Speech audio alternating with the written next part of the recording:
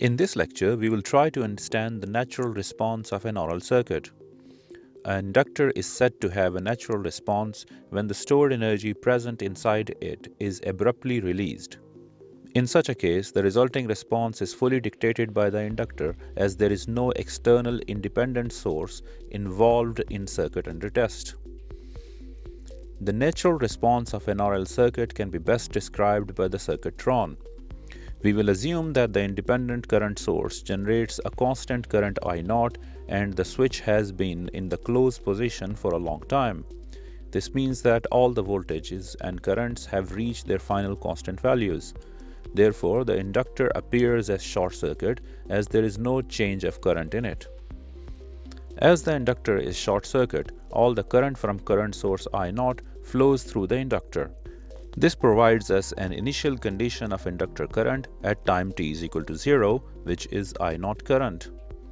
We will now open the switch at time t is equal to 0, disconnecting the current source from the inductor. The new circuit after the switch is opened can be drawn as shown. As there is no independent source left in the circuit response will be fully dictated by the inductor. Therefore, the response can be classified as a natural response. As we know that the inductor tries to oppose any change in the current flowing through it. This property of the inductor causes the inductor to resist change of current in it after the switch has been opened. Therefore, the inductor will keep flowing the same initial current I0 inside it after the switch opening.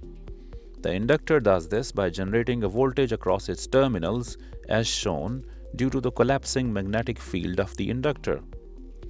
At this time, the expression for the circuit using Kirchhoff's voltage law can be written as.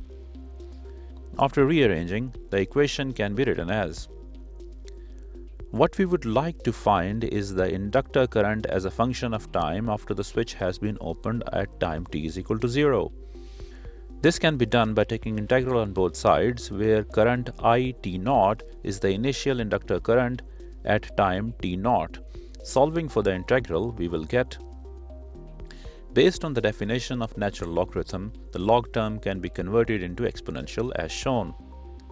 The resulting expression gives inductor current at time greater than 0. We can analyze the equation by equating time values of 0 and infinity. At time t is equal to 0, the value of exponential part will be 1, resulting in the inductor current of I0 at time t is equal to 0. On the other hand, if we plug time value of infinity, the exponential part of the expression goes to 0, meaning that after a very long time, all the current through the inductor will eventually go to 0. This can be represented from inductor current graph as shown. Here, inductor current starts from initial value I0 and then gradually decreases to 0 as time passes.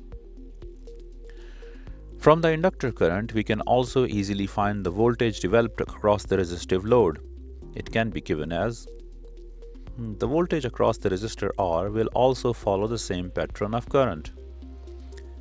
In the above expression of current, there is one very significant term in exponential part which needs further emphasis. The term R over L in the expression determines the rate at which the current or voltage approaches to 0. The reciprocal of this ratio is called time constant tau of the circuit.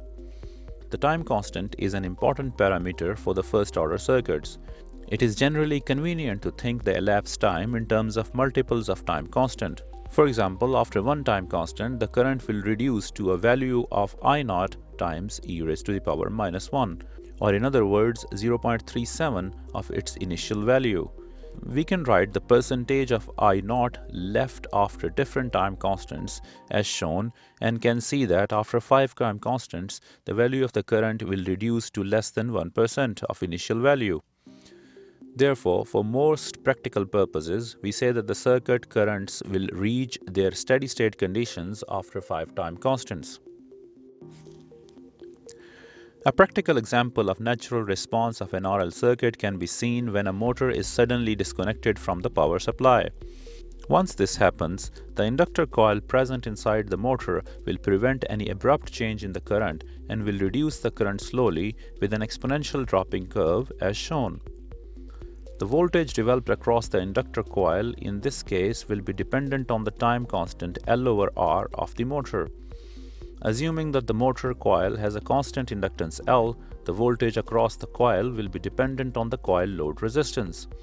If the resistance is higher, it means that the current will drop to zero at a much faster rate, consequently causing a higher voltage across its terminals. This developed voltage is called back EMF and can be quite huge if the motor current drops to zero in a very short span of time. Therefore, in practical motor designs, additional circuitry like flywheel diodes is added to reduce the amount of back EMF developed. This was all about natural response of an RL circuit.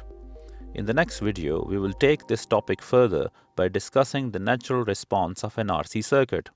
So till next time, stay tuned.